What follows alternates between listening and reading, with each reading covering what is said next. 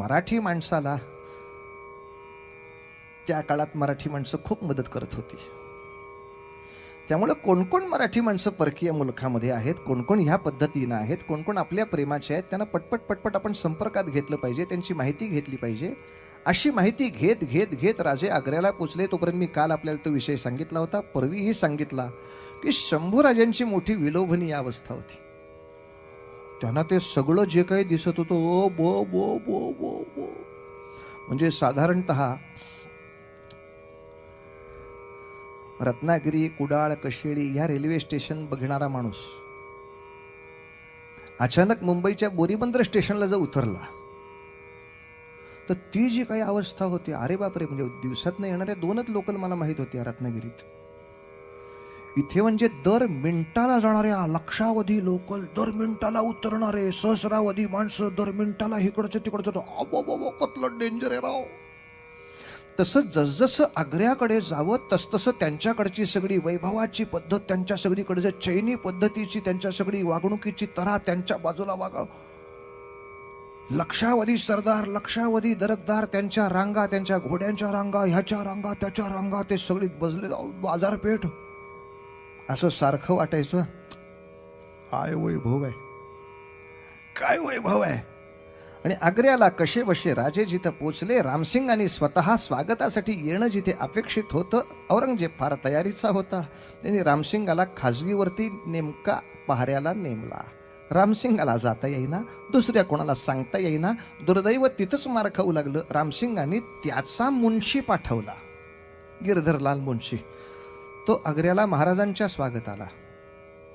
महाराजांनी तोही अपमान सहन केला, मान्य. कारण राजांच्या मनामधली कल्पना वेगळी चालली आहे. लक्षात घ्या, त्यांना आलमगीराला काही करून भेटायचं आहे. आलमगीराला प्रसन्न करून अनेक राजकारण आपल्याला दक्षिणेकडची साधायची आहेत. तर फार गडबड नाही करायची. गिरधरलाल मुन्शाची सुद्धा स्वागताला घेऊन राजे आले.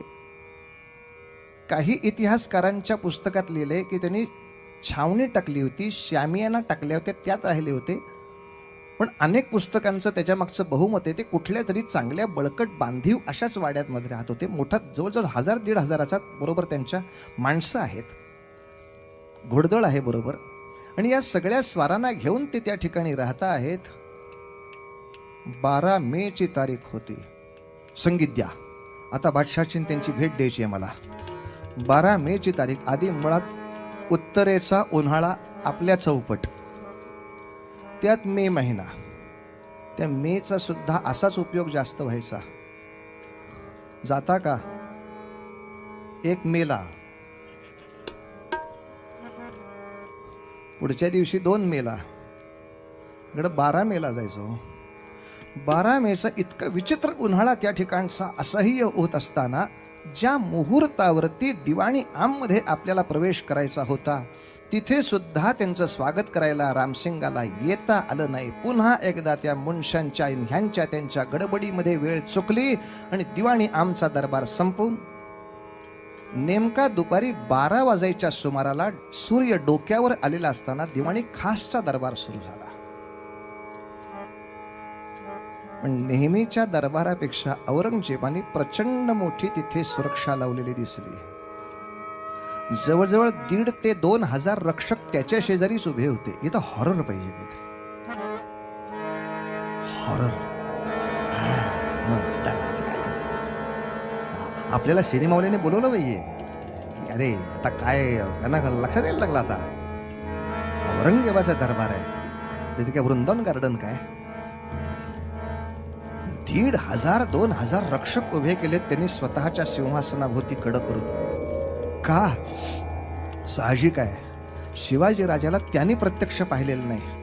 त्यांनी आपल्या मामाला विचारलंय, मिस्टर शास्ता खान मामा, की ज्याला मी भेटणार आहे ते कसं काय प्रकरण आहे.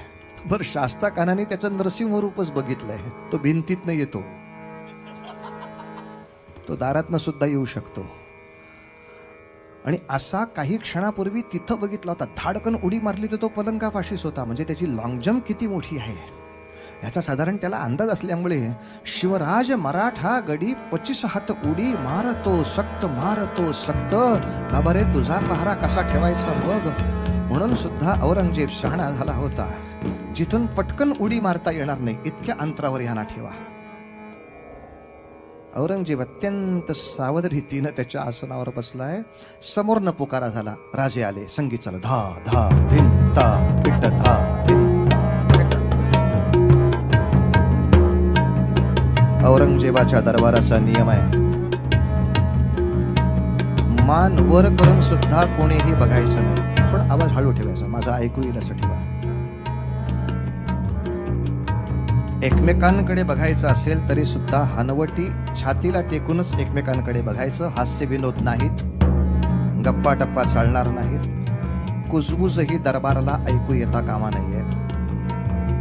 अतिशय चोख इमामाने ही दिवाणी खास म्हणजे खास लोक सरदार दरकदारांसाठी असलेला दरबार आहे. चालू देवायचं.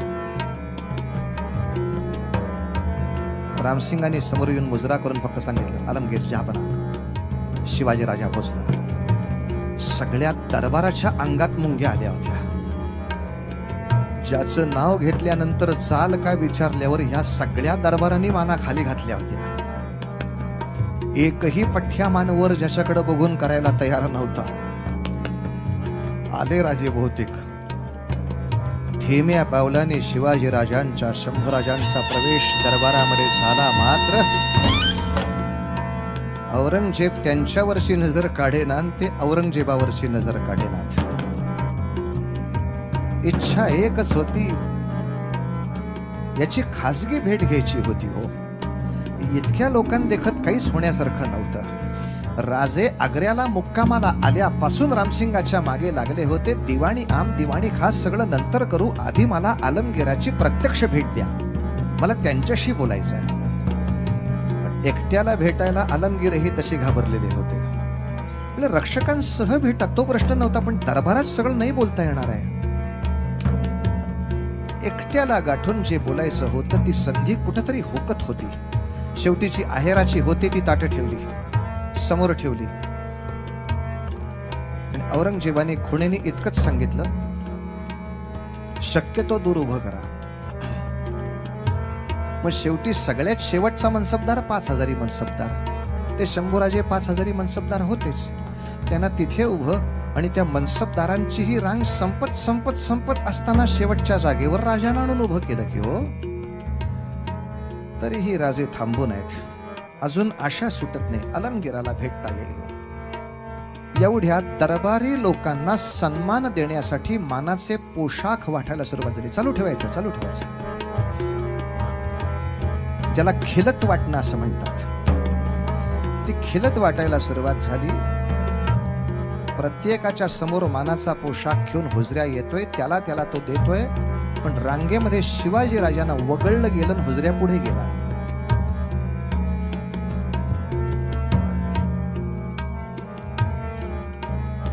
राजांनी थोडं डोकावून पाहिलं तर त्यांच्या पुढे 2 क्रमांकाने जसवंत सिंग उभा होता, ज्यांनी मिर्झा बरोबर तो महाराष्ट्रात आला होता मागच्या काळात. जो कोंढाणाच्या पायथ्याशी उभा होता, कोंढाण्यावरच्या आपल्या मारामुळे ज्यांनी पळ काढला होता तो जसवंत.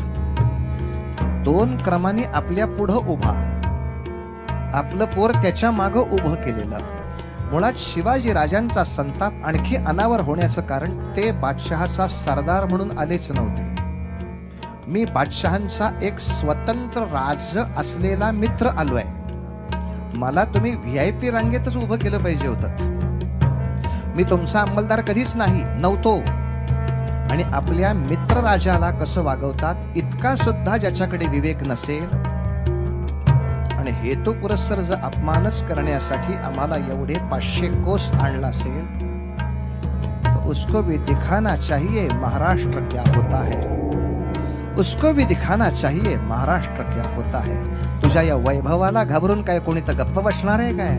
सगळ्या दरबाराचं छत हादरून जाईल असा राजाने दरबारात आवाज काढला, रामसिंग.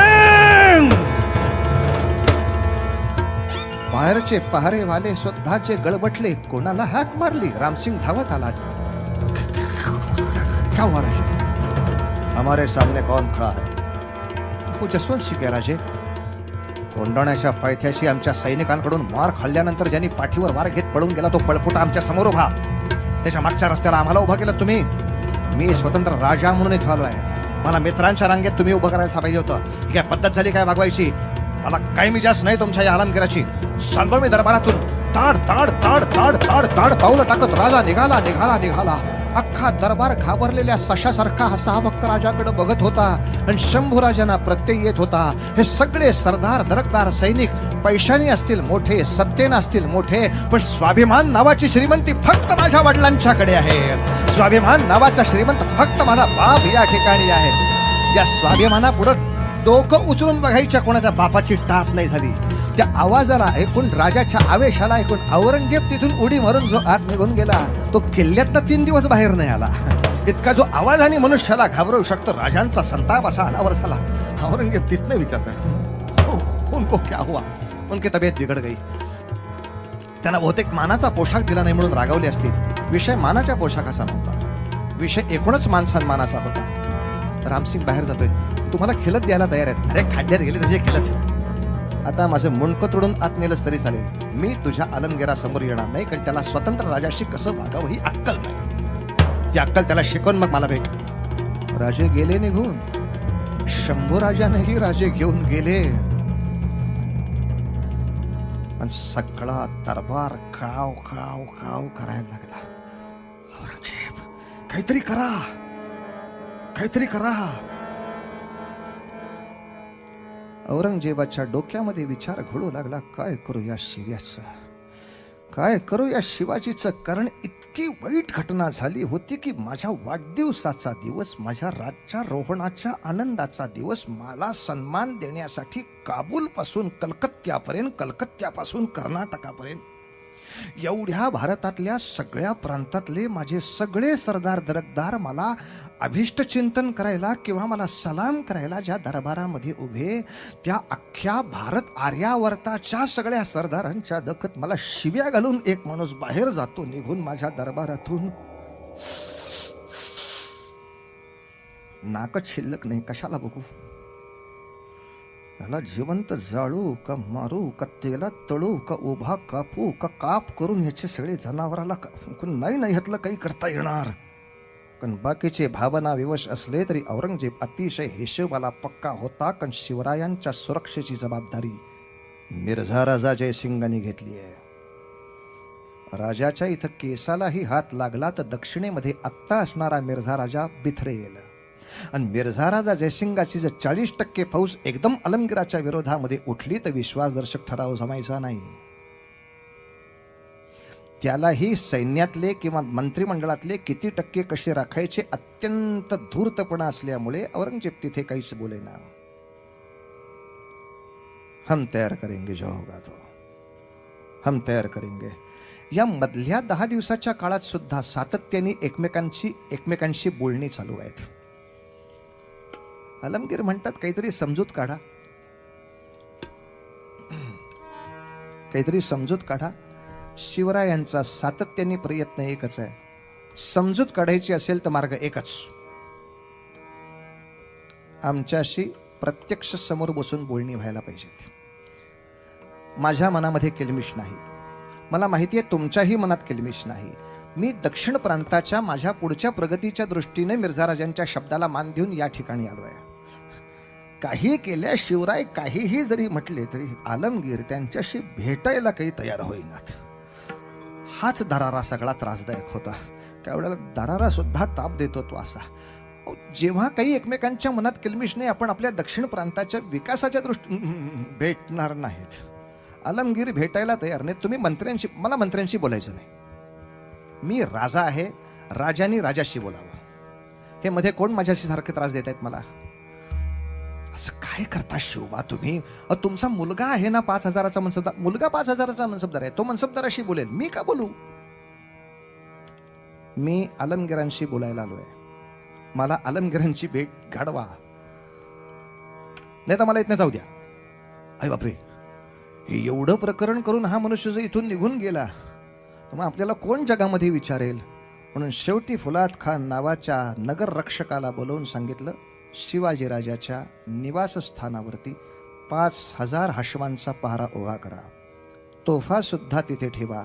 आणि शिवाजी राजांना कोणालाही भेटायचं असेल आणि शिवाजी राजे कोणाला भेटणार असतील तर त्याच्यावर आपला नजरेचा नजरबाज आत पाहिजे. लक्षात घ्या, कोणीही चुकूनही समजू नका की शिवाजी राजांच्या हातापायात बेड्या घातल्या म्हणून. शिवरायांच्या भोवती पहारा बसवून औरंगजेबाने फक्त त्यांना नजर कैदेत ठेवलंय. नजर कैद या शब्दाचा अर्थ तुम्ही कोणाला आपणहून भेटू शकत नाही, तुम्ही अर्ज करावा लागतो की मला यांना भेटता येईल का. त्याच वेळेला त्यांना तुम्हाला भेटायचं असेल तर अर्ज करावा लागतो, त्यांना भेटता येईल का. पण एकदा राजा पहाऱ्यात अडकला मात्र, आणि अशा बातम्या लवकर पसरतात. भस भस भस भस वाऱ्यावर वार्ता आली आणि महाराष्ट्रामध्ये ती वार्ता बहुतेक लोकांना कळायला लागली. अर्थात राजांनी सूचना दिल्या होत्या म्हणून अराजक झालं नाही. अफवेवर विश्वास ठेवू नका. कारण या अफवा उठल्याच की राजे आता अटकेत पडलेत आणि आज तागायत औरंगजेबाच्या अटकेतून कोणीही सुटू शकलेला नाही, ना त्याचा बाप, ना त्याचा भाऊ, ना त्याचा शत्रू. इतका कडक पहारा ज्या औरंगजेबाचा असतो, रायगडावर जेव्हा बातमी आली असेल तेव्हा जिजाऊंची अवस्था कल्पना करा. महाराष्ट्रातल्या पंढरपूर तुळजापुरापर्यंत ही वार्ता ऐकू आली असेल, त्या संत सज्जनांच्या हृदयाची काय अवस्था झाली असेल कल्पना करा. प्रत्येकाने भगवंतापाशी टाहू फोडला, भगवंता गेल्या 700 वर्षामध्ये पुन्हा एकदा धर्माचं राज्य होणार का नाही या प्रश्नाचा निकाल लावण्यासाठी आम्ही सगळे तपस्या करत तुझ्या समोर बसलो. आणि या परीक्षेचा शेवटचा निकाल देण्याचा ज्या क्षणाला समय होता, त्या क्षणाला या का वार्ता आमच्या मनावर येतात, या कशासाठी वार्ता आमच्या कानावर येतात भगवंता. अरे पंढरी निवासा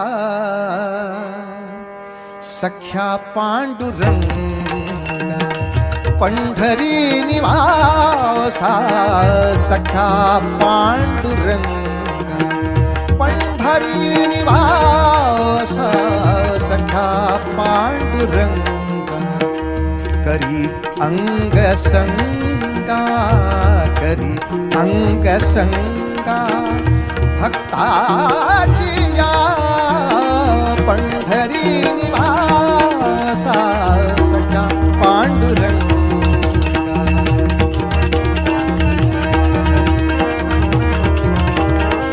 भगवंता भगवंता भगवंता भगवंता, काय रे हे,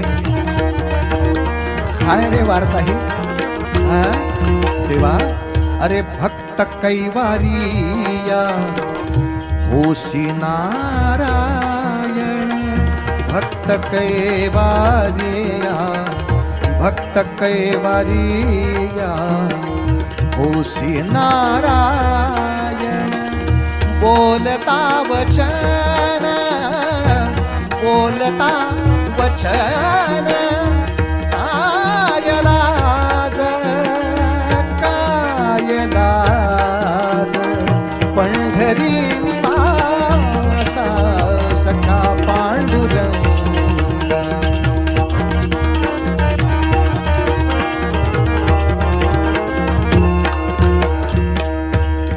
पांडुरंग हरी वासुदेव हरी, पांडुरंग हरी. आता राजांचं कर्तृत्व फक्त ऐका. वा रे वा, आपण हा दृष्टांत पूर्वी ऐकलाय. माणसाला प्रचंड भीती झाली तरी सुद्धा एखाद्या वेळेला प्रयत्न न करताच तो हार्ट अटॅकने थांबतो किंवा संपतो. अर्थात भीतीच का, खूप सुख अचानक आलं तरी हार्ट अटॅकने माणूस थांबतो किंवा संपतो. अशी सुखाची सुद्धा कथा आहेत. एका डॉक्टरला रस्त्यामध्ये एक पेशंट सापडला, पडला होता बिचारा. त्याला उचलून त्यांनी दवाखान्यात आणला. गरीब होता बिचारा, पण त्याच्या खिशात लॉटरीचं तिकीट सापडलं आणि ते लागलं होतं, त्यामुळे श्रीमंत झाला होता बिचारा. 5 लाखाची लॉटरी लागली. डॉक्टर म्हणाले हा भिकारी माणूस, अचानक त्याला 5 लाख मिळाले असं कळलं तर वेडा होईल, मरून जाईल, सुख नाही सहन करतायत. म्हणून डॉक्टरने त्याला हळूहळू सांगायला सुरुवात केली, भिकाऱ्या तुला ₹1,00,000 मिळाले तर काय करशील. तो म्हणाला मी गॅरेज टाकीन, मी मेकॅनिक आहे, पण मला भांडवल नव्हतं म्हणून भीक मागत होतो. माणूस चांगला आहे, स्टेबल आहे, सांगायला हरकत. मग 2 लाख मिळाले तर काय करशील? मग शोरूम घेईन ना. शाब्बास, म्हणून चांगला आहे, स्टेबल आहे. आणि डॉक्टर सहज त्याला म्हणाले आता खरं बोलायची वेळ आली ना, समजा तुला 5 लाख रुपये दिले तर काय करशील? त्याला वाटलं चेष्टाच करतोय डॉक्टर. पण भिकारी म्हणाला मला 5 लाख मिळाले तर निम्मे तुम्हाला देईन. आणि असं म्हटल्यावर डॉक्टर मेला. कारण खरंच 5 लाख मिळाले होते हे फक्त डॉक्टरलाच माहित होतं. अचानक आलेलं सुख संपलं. तर अचानक आलेली एवढी संकट असताना सुद्धा माणूस डगमगत सुद्धा नाही हो. अर्थात शंभूराजाला पोटाशी धरून काही काळ शिवबा रडले की जे स्वप्न घेऊन मी आलो होतो ते नाही जमत आहे. अलमगिरांचा स्नेह आपल्या दक्षिण प्रांताच्या विकासासाठी वापरायचा होता, तो नाही जमत आहे. आता इथनं सुटणं तर भाग आहे. लक्षात घ्या, ही शिवरायांची दोन्हीही रूप लक्षात ठेवली पाहिजे. एक स्वतःचा स्वाभिमान दाखवण्यासाठी आग्र्याच्या किल्ल्यामध्ये दरबारामध्ये घनगर्ज गर्जना करून दाखवणं हाही पराक्रमच असतो. आणि सर्वनाशे समुत्पन्ने जर वेळ आली तर पटकन पळून जाणं हाही पराक्रमच असतो. त्याला कोणी भीती समजू नये. समयाचा ज्याला विवेक करता आला त्याला ह्या सगळ्या गोष्टी समजतात. आता शिवाजी राजांच्या मंत्रिमंडळाचं खरं काम सुरू झालं. त्यांच्याबरोबर रघुनाथ पंत होतेच, सोनोपंत डबीर होतेच, स्वतः हिरोजी फर्जन होतेच, बाळाजी अवजी होतेच. या सगळ्या लोकांनी दिल्लीमधल्या मंत्रिमंडळात शिरकाव सुरू केला. म्हणजे बोलण्याच्या दृष्टीने रघुनाथ पंत सगळ्यांना भेटायचे. हो काय हो, आमच्या शिवाजीराजांची अशी इच्छा असताना सुद्धा आलमगीर एकदम त्यांना भेटच देत नाहीत. म्हणजे असं कसं न, असं कसं न. आणि याला म्हणतात चातुर्य आणि याला म्हणतात पांडित्य. औरंगजेबाचा सगळ्यात वरिष्ठ असणारा सल्लागार जाफर खान, जो जाफर खान शिवाजी राजे आले की त्याला संपूर्णच टाकला पाहिजे म्हणून आग्रही होते, ते जाफर खान शिवाजी राजे औरंगजेबाचा अपमान करून निघून गेलेल्या दुसऱ्या आठवड्यात बोलू लागले की शिवाजी राजांची बाजू पण आपण समजून घेतली पाहिजे. एवढा मंत्रिमंडळामध्ये बदल करता येतो. अर्थातच मधल्या काळामध्ये शिवाजी राजांच्या मंत्र्याची आणि जाफर खानाची बोलणी झाली आहेत, बोलणी झाली आहेत, व्यवहार पुरेसे झाले आहेत. शिवाजी राजे तसा पुरेसा खजिना घेऊन आले होते, कारण इथले लोक पुष्कळशे बरेचसे कशाने काम करतात कल्पना होतीच. कारण शाहिस्ते खानाची सगळी पत्र वाचलेली होती. त्यामुळं कोण कुठल्या कामासाठी किती डील करतो. आता शेवटी पर्याय नाही होत. तुम्हाला एकदा गटार साफ करायचं आहे म्हटलं की गटारात उतरणंच भाग आहे. मला घाण लागेल, मग बस वरती मारायला उपोषण करत. असं नाही करून चालत. आता शेवटी चिखल हाताला लागल्याशिवाय डुकरं नाही बाहेर जाणार हे कळलं तर मग घ्यायचं चिखल हातात. काय करणार तुम्ही तिथे? त्यांना हाकलण्यापुरतं चिखल घेणंच भाग आहे हो. तसं भ्रष्ट असलेली व्यवस्था बाजूला करण्यासाठी जर मला त्याच्यात जायचं असेल तर किंचित प्रमाणात मला भ्रष्टाचार करावाच लागतो. तिथे साधन सुचिता करत बसले म्हणजे जाऊ दे, पुढं कशाला बोलायचं सगळं, तेही काही चालणार नाही. असं नाही करून चालत महाराज. एखाद्या पोलीस डिपार्टमेंटमध्ये जाऊन मला तिथला काही समजा चुकून चाललेला भ्रष्टाचार कमी करायचा असेल तर कित्येक वेळेला भरती करण्यासाठी सुद्धा पैसे मागणारी माणसं असतात. अशा वेळेला पैसे देणं भाग पडतं. बघा, तुम्ही पैसेच देऊन आत आलात, मग तुम्ही असं नसतं साहेब. पैसे देऊन जरी मनुष्य आत आला तरी सुद्धा अरे असं परत होता कामा नये, हे काम तो तिथे येऊन करू शकतो, पण हे करण्यासाठी आत उतरलं तर पाहिजे. कुठली शिक्षक म्हणून आम्ही सचोटी शिकवणार आफळे तुम्हाला. शिक्षक होण्यासाठी किती द्यावी लागतात तुम्हाला? काय होण्यासाठी द्यावं लागत नाही, सगळं होण्यासाठी द्यावं लागतंय. मग किमान ते त्या वेळेला पुरता का होईना देऊन टाकले. आपण त्या पदापर्यंत पोचलो. आता ती सिस्टीम साफ करायला सोपं जाईल ना. अशा वेळेला भ्रष्टाचाराने सगळीकडे बरबटलेली माणसं असताना एक चांगल्या राज्याच्या निर्मितीसाठी काही क्षण तुम्हाला ते करणं भाग आहे. जाफर खान जर पैशानीच काम करणार असेल तर ओके, रघुनाथ पंतांच्याकडनं व्यवस्थित जे काही पोचायचं ते पोचलं. जाफर खाननी स्वतःचं मत बदललं. इतकंच नव्हे, शिवरायांचा औरंगजेबाला सगळ्यात राग आला तो या एका गोष्टीने आला की आजपर्यंत औरंगजेबाचं अख्खं आयुष्य गेलं शत्रूकडची माणसं फोडण्यात, पण आपल्याकडची माणसं सुद्धा फोडू शकणारा कोणी आपला बाप भेटेल असं त्याला आयुष्यात कधी वाटलं नव्हतं. तो आयुष्यात एकमेव माणूस त्याला आयुष्यामध्ये भेटला की जो औरंगजेबाची सगळ्यात वरची असलेली माणसं फोडून दाखवली त्यांनी. आग्र्यामध्ये औरंगजेबाचा असलेला मीर बक्षी त्याला राजांनी फोडला. त्याला हे बरोबर आहे का? शेवटी काय, आता असं मला दिसतंय की मी या कैदेतच मरणार. असंच मला दिसतंय, मी या कैदेतच मरणार. पण मीर बक्षी म्हणला, ऐसा कुछ नहीं होने वाला. क्यों?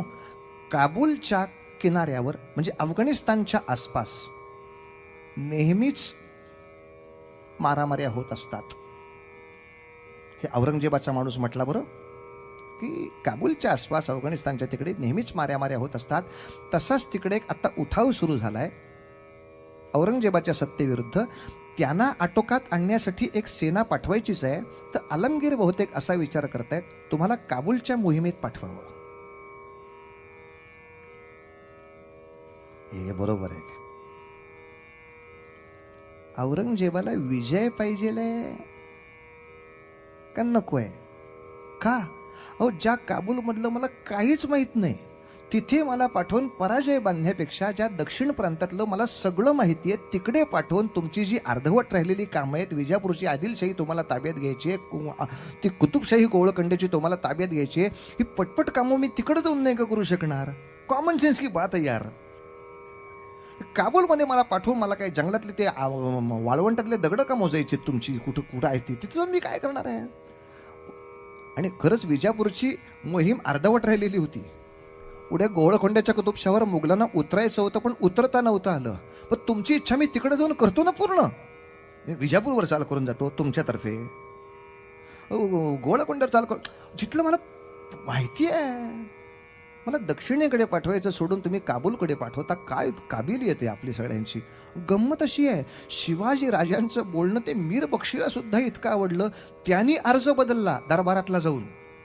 म्हणलं आलमगीर हे बरोबर आहे की शिवाजी राजाला कसा काबूलला पाठवणार, त्याला तिथलं काहीच माहिती नाही आहे, त्याला दक्षिणेकडेच पाठवायला पाहिजे.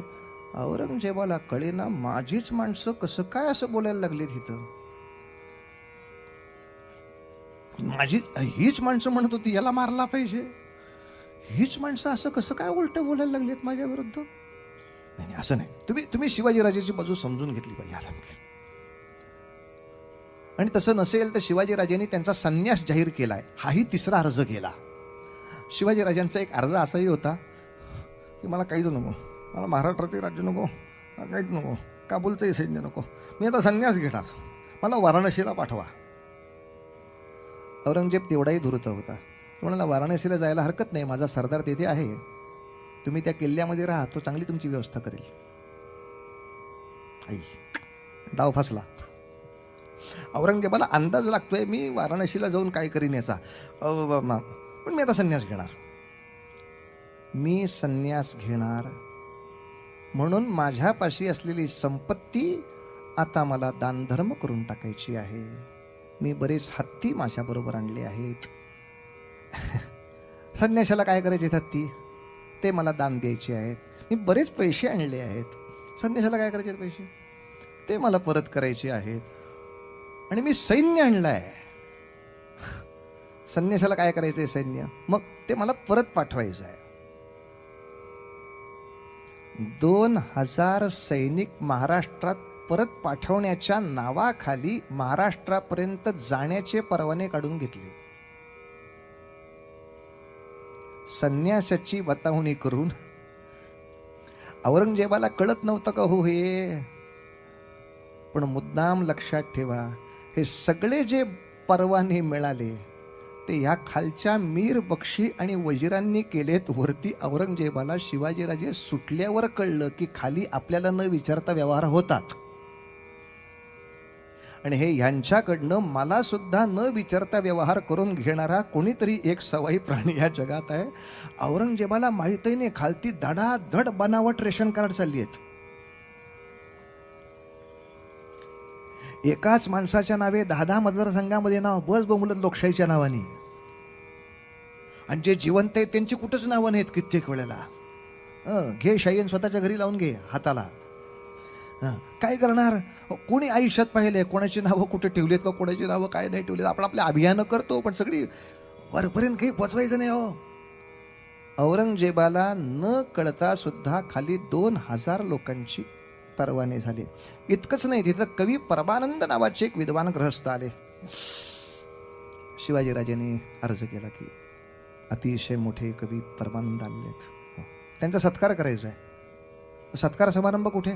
आमच्या हवेलीतच करणार ना, आम्ही दुसरीकडे कुठे करणार?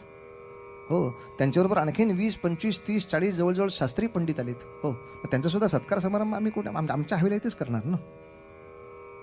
सत्कार समारंभाला परवानगी. हवेलीमध्ये दणक्यात सत्कार समारंभ. या सत्कार समारंभामध्ये त्या सगळ्या पंडितांना मानवस्त्र आणि असे सगळे खजिने उचलून दिले. सुखरूप रायगडाकडे जाऊ द्यात, पण पुढे आपण पळताना हे कुठे घेऊन जाऊ शकणार आहोत? हत्ती दान केले कोणाला? परमानंदांना. ते कुठं हत्ती घेऊन जायचे होते? कवी परमानंद म्हणले, हो राजे चाललंय काय? हत्ती आणि हत्तीनी 10-11 घेऊ काय? सर्कस का काढायची आपल्याला इथं? मी साधा एक पंडित आहे, वेदविद्या सांभाळणारा, एवढं प्रकरण लाटांबर. आपल्या हस्ते ते दक्षिण प्रांतापर्यंत जावे, हा त्याच्या मागचा हेतू सगळ्यांच्या लक्षात आला होता. औरंगजेबाचा तिळपापड काय असेल कल्पना करा. एक मनुष्य निघून जातो ठीक आहे, पण तो सगळं, त्याचे पैसे घेऊन जातो, त्याची माणसंही घेऊन जातो, त्याचे हत्ती घेऊन जातो, तुझ्याकडं नद घालायला नाक सुद्धा शिल्लक न ठेवता सगळं घेऊन जातो, तुझी माणसं फोडून घेऊन जातो. अरे किती किती किती ठिकाणी एखाद्याची फजिती करावी माणसानी. एक वाक्याबद्दल अनेकांच्या मनात गैरसमज आहे, तेवढं दूर करतो वाक्य. पेटारे भरून मिठाई पाठवायची परवानगी राजांनी मागितली, हे बरोबर आहे. पण पेटाऱ्यात बसून राजे सुटले ही मात्र कथा आताच्या ऐतिहासिक पुराव्याला जुळणारी नाही. जोपर्यंत ते पुरावे उपलब्धच नव्हते तोपर्यंत ठीक आहे, जे उपलब्ध साधन पुरावे असतात त्या अंदाजानेच मनुष्य बोलत राहतो. पण जसजशी वेगवेगळी कागदपत्र उघडकीला येतात, जसजसं अभ्यास संशोधन वाढतं, तसतसं माणसाने नवीन संशोधनाला बदललं पाहिजे. कारण मुळात जे पेटारे त्यांना पाठवलेत ते पेटाऱ्याचं वर्णन आता दिल्लीच्या काही कागदपत्रात सापडलं औरंगजेबाच्या ह्याच्यातल्या. ते सगळे बांबूच्या तट्ट्यांचे पेटारे आहेत. ह्याच्यात माणूस नाही बसू शकत. मिठाई मावेल ठीक आहे, मुळात माणूस बसवणं धोक्याचं पण आहे, कारण तो तलवार घेऊन पण नाही आता बसू शकत आतमध्ये. पर ते तट्ट्याची पेटारे असल्या कारणामुळे ते कुठल्याही हालचालीमध्ये फाटू शकतं.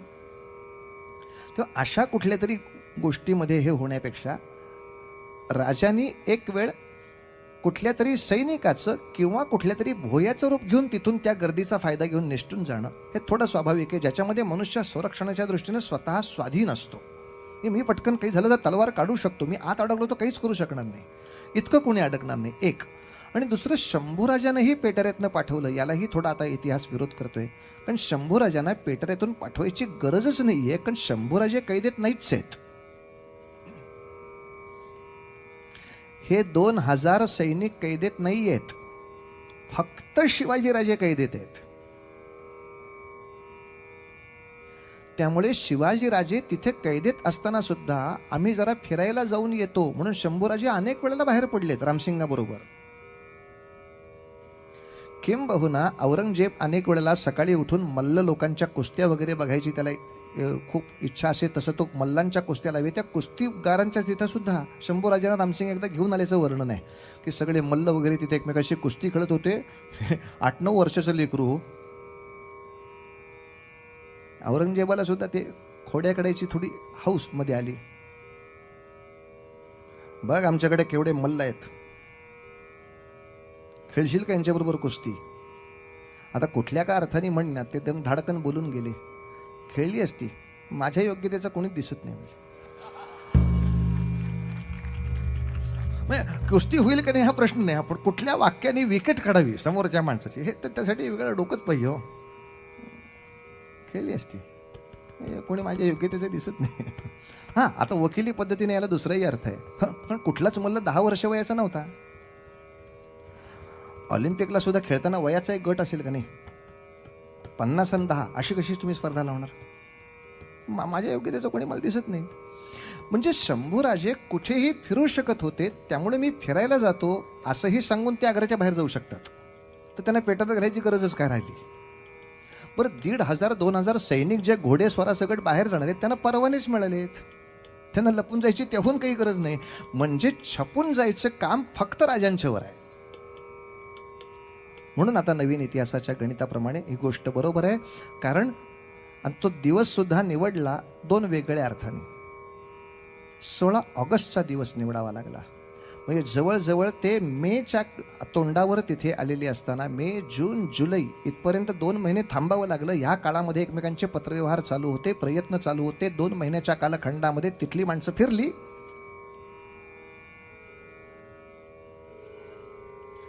आणि जेव्हा मथुरेकडे कृष्ण जन्माच्या काळातला महोत्सव व्हायचा होता, त्याचे 2 फायदे. एक, मथुरेच्या दिशेनं बाहेर पडलं तर का जात आहे याला एक सबळ कारण मिळेल, जे आग्र्याच्या कुठल्याही लोकांना अडवण्याला काही कारण नसतं. का जा रहे हो? चौकीवर जर तुम्ही सांगितलं नाही मथुरेकडच्या कृष्ण महोत्सवासाठी चाललोय, तर तसंही काही अडवलं जात नाही. तर कृष्ण महोत्सवासाठी बाहेर पडणं हे एक सोपं कारण मिळणार आहे. दुसरं, कृष्ण महोत्सवाच्या आसपास सायंकाळी ज्या असतात त्या गडद अंधाराच्या असतात, जबरदस्त पावसाच्या असतात. साधारणतः त्या पावसाळी सगळ्या बाजूनं वातावरण असलं की तुमचे दस्तखत सगळे फार तपासत बसणं याच्यामध्ये चौकीदारांना फार रस राहत नाही. तो पावसात आधीच वैतागलेला असतो. तर अंधारात तो साधारण बघतो काय घोडेस्वाराचं ह्याचं आहे का, चलो चलो चलो आगे चलो, चलो आगे. ह्याच्यात तुम्हाला निष्ठाला खूप सोपी युक्ती आहे. घोडेस्वारासकट तुम्ही निश्चितपणे निष्ठू शकता. आणि तिसरं कारण, औरंगजेबाच्या दरबारातला एक श्रीमंत मनुष्य होता फिदाई हुसेन नावाचा. तो त्याची एक नवी हवेली बांधत होता. त्या नवीन हवेलीचं वास्तुपूजन म्हणजे शेवटच्या दिवसाचा वास्तुपूजन समारंभ हा 18 ऑगस्टचा होता.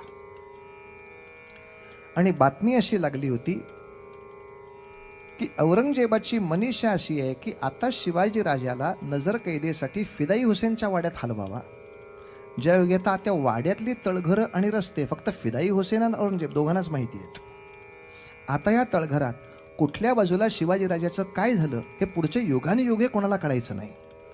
त्या वाड्यात शिवाजी राजांना हलवायचं ही तारीख अलीकडच्या इंग्रजी पद्धतीप्रमाणे 18 ऑगस्टची जाहीर झाली होती. जाहीर म्हणजे पेपरला आलेली नव्हे, औरंगजेबाच्या अंतर्गत गोटात ही तारीख आली होती की 18 ऑगस्टला शिवाजीराजा हलवायचा. पण 18 ऑगस्टला शिवाजीराजांना हलवायचं हे राजांना आधी आठवड्यावर कळतं. याला मुत्सद्दीपणा म्हणतात. की औरंगजेबाच्या दरबारातली माणसं आधी 7 दिवस सांगतात, आमच्या आलमगीर तुम्हाला काहीतरी धोका करणार आहे, 18 तयारीत राहा. म्हणजे राजांनी तिथली माणसं आपली करावीत. पुन्हा एकदा मला पूर्वरंगाशी याचं नातं जोडायची इच्छा होतीये. हनुमंताचं कार्य कळतंय ना, की लंकेमध्ये जाऊन नुसती लंका जळून रावणाची फजिती नाही करायची, तिथला बिभीषण सुद्धा मिळवायचा. हनुमंतानी ज्या बुद्धिमत्तेनं रावणातलाही विभीषण हुडकून दाखवला, त्याला शोधून दाखवला, त्याला रामकार्याकडे आणून दाखवला, तसा शिवाजी राजांच्या या मंत्रिमंडळाने सुद्धा तिथं जाऊन याही मंत्रिमंडळातले कोणी चांगले असतील जे चांगल्याला पाठिंबा द्यायला तयार आहेत, चांगल्याला मदत करायला तयार आहेत, आणि अशा वेळेला कृष्णाष्टमीच्या त्या ठिकाणच्या महोत्सवाला जायचं ठरलं. राधे राधे राधे राधे राधे गोविंदा राधे गोविंदा वृंदावन अनाथ बंधू राधे राधे राधे गोविंदा राधे राधे राधे राधे राधे गोविंदा राधे गोविंद अनाथ बंधू राधे राधे राधे गोविंदा राधे राधे राधे राधे. सगळीकडे कृष्णाष्टमीची धूम आहे. शिवबांचं एक गंमत आहे का, ते रोज मिठाई वाटत नव्हते. मिठाई वाटप फक्त गुरुवारी चालायचं. पण चांगल्यातली चांगली मिठाई शिवाजी राजांनी खरेदी करावी. म्हणून मिठाईवाले रोज त्यांच्याकडे पेटारे पाठवत, सॅम्पल. ये मिठाई आपको अच्छी लगती है क्या, अगले गुरुवार को हम भेजने वाले हैं, वगैरे वगैरे वगैरे. म्हणजे पेटारे सारखे येत आहेत, जात आहेत. मुद्दाम बैरागी लोकांना मिठाई वाटायचा समारंभ वाड्यासमोरच करत होते. त्यामुळं लोकांना, पहारेकऱ्यांना गर्दीची सवय झाली. गुरुवार म्हटलं की गर्दी होतेच. हे 100 लोक येतात, हजारो लोक येतात. मग हे आमचे लोक मिठाई लांब जाऊन वाटायची नव्हती. हा, आणि मुद्दाम गुरुवारचा दिवस निवडला होता. त्यांना इच्छा असेल त्यांनी दान पेटीमध्ये आपलं योगदान द्यायचं आहे. जे अभिप्राय असतील ते आपण अभिप्राय पेटीमध्ये द्यायचे आहेत. सर्वांनी मिळून हनुमंताची आरती म्हणूया. सत्राणे उड्डाण होंकार वदनी, फिरडळमळ भूमंडळ सिंधू जळ गगनी, कडाळले ब्रह्मांड धाके त्रिभुवनी, सुरवर नर निशाचर झाल्या त्या पळणी. जय देव जय देव जय जय हनुमंता, तुमचे निप्रसादेन भेकृतांता. तुमली पाताडे उठला प्रतिशब्द, थर थरला धरणी घरमानीला खेद. कडाडले पर्वत उद्गण उच्छेद, रामी रामदासा शक्तीचा शोध. जय देव जय देव जय जय हनुमंता, तुमचे निप्रसादेन भेकृतांता. प्रदक्षिणा घालीन लोटांगण वंदीन चरण,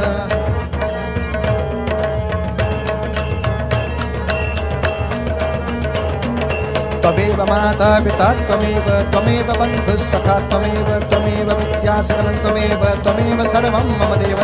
कायेन वाचा मनसेन्द्रियेण वा बुद्ध्यात्मना वा प्रकृतिस्वभावात् करोमि यद्यत् सकलं परस्मै. अच्युतं केशवं रामनारायणं, कृष्णदामोदरं वासुदेवं हरिं, श्रीधरं माधवं गोपिकावल्लभं, जानकीनायकं रामचन्द्रं.